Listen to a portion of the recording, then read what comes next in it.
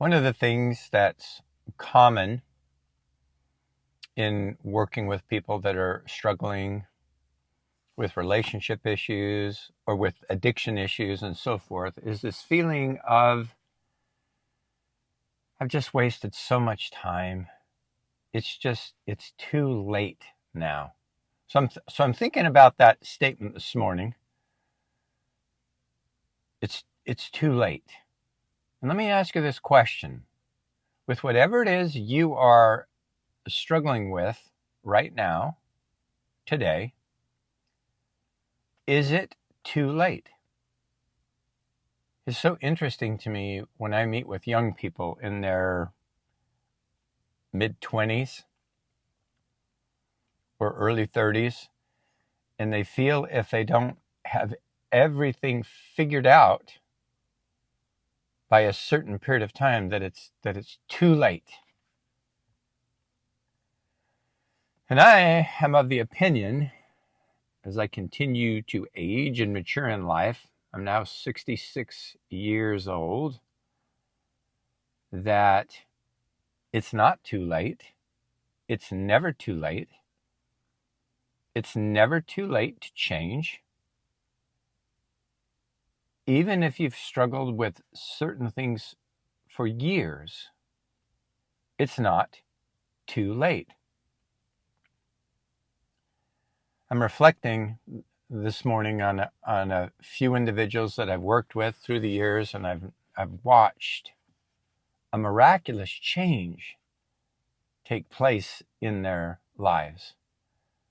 And I'm not sure I have the answers as why certain individuals have actually changed and others, they don't seem to change. They don't seem to be ready to do it.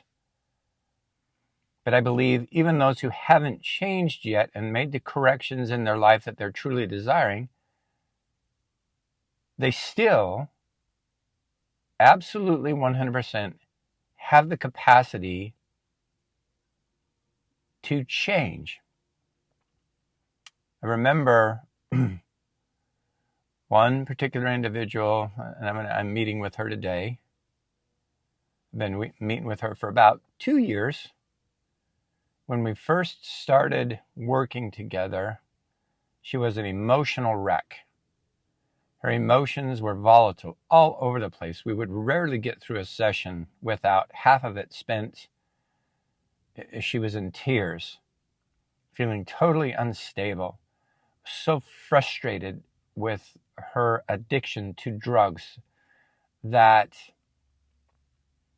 the limbic part of the brain had basically taken over her prefrontal cortex. You know, the prefrontal, the rational, logical part of the brain is saying, I don't want to keep using these substances. I don't want to keep using.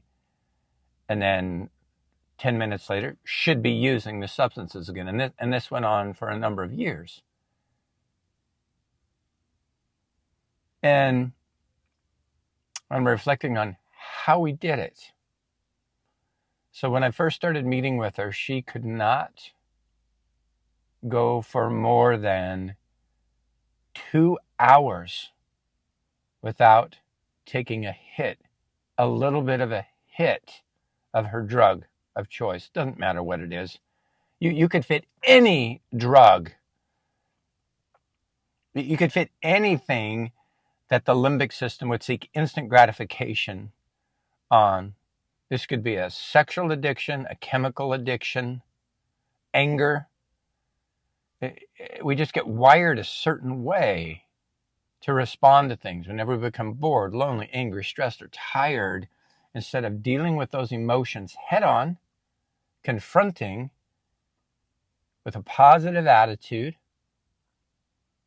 healthy internal dialogue, talking yourself into success and dealing with what's in front of you, she would go to the drug of her choice. And she hated it. Now here's an interesting question.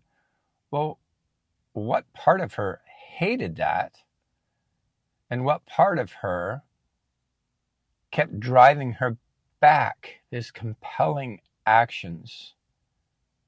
Again, there's different parts of us, right? And so you think of That's why I love this model of the two-part brain. We have a higher functioning brain that's where our conscience, there really is something inside of us. There really is. That is constantly trying. I was thinking of the words of Abraham Lincoln. The eternal struggle between right and wrong. Every one of us face these deep questions, the eternal struggle of right and wrong. And what I have seen in my life is that those who really are choosing things that are not in their best interest, the higher self, they become angry, loud, just almost trying to drown out that peaceful, still, calm voice inside of them saying, I know I shouldn't be doing this. And that's what this one beautiful soul that I was working, she was trying to get out of it. That's why she entered therapy. There was a part of her that just detested what she was doing. And I said, all right, let's go for the, after we'd end our session, we'd always set goals for the next week. Let's go, try to go 4 hours without using. You can only go 2 hours right now. Let's go 4 hours. Can you do that? She says, I'm willing to try. And then I would say, I believe in you. I know there's a part of you that wants to do this. Now, focus on that part of you that wants to do that. And focus on that part of you that has reached out to get help. Trust that part, that it is strong, that it is capable. And then the next week would meet and she goes, I went 4 hours without using. Anyway, and long story short, then it was 6 hours, then a day. And then all of a sudden there was 1 week when we met and we kept extending the goal out a little bit of the time without using. And then she says, I haven't used all week. And that was a significant turning point when she was able to recognize, I actually did it. I actually did not use my drug of choice for a week. And then she piggybacked on that success and realized she really does have the capacity to do challenging things. And then she kept extending it out. And yes, there were times, and this is really challenging because she was living in an environment where other family members used that drug also. And so it was always there. And in meeting with her, after she's extended even 2 weeks, 3 weeks, and then she went a month without using, there were periods of time when she was highly triggered. And she picked up the drug. It was in her hands. And wrestling with it tremendously. And then drawing on what we worked on in therapy and drawing on her inner strength.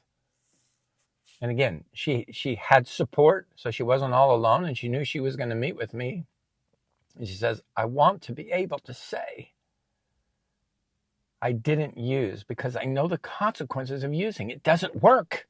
It never lasts. It never makes me feel better in the long run. And then I kept repeating certain statements to her, right?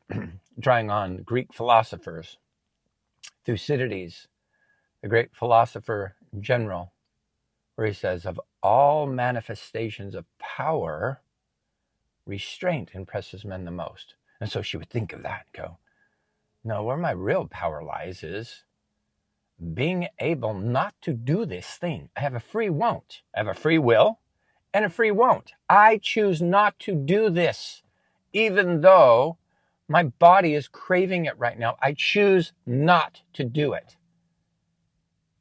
And she was able to put the drug down and continue to move forward. And then when she met with me with joyful tears in her eyes, she goes, I didn't use. And there was no weeping, as in sorrow and weeping and frustration and irritation with herself. There was a beginning of freedom. Anyway, long story short, now it's been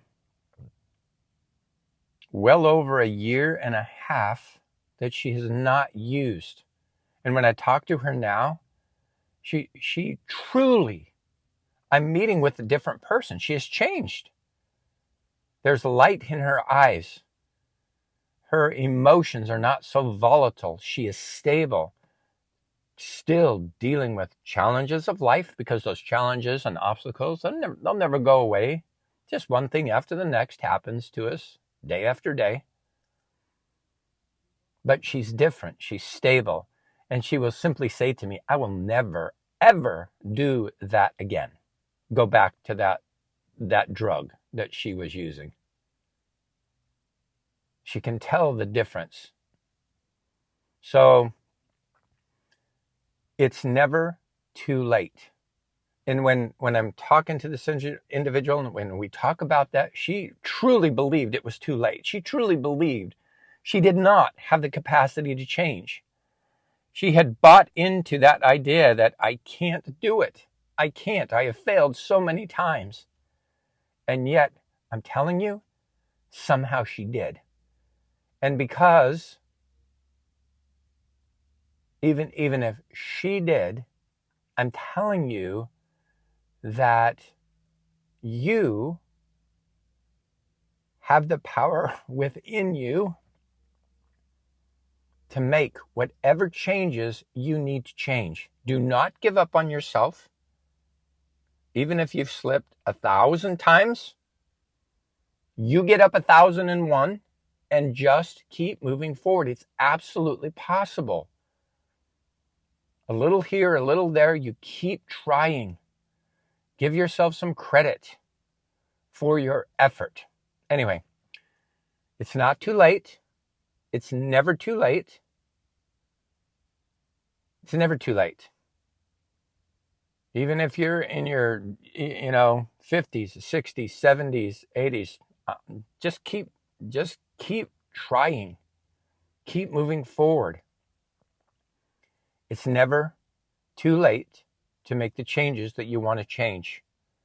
It's never too late to work on the relationships that might not be working.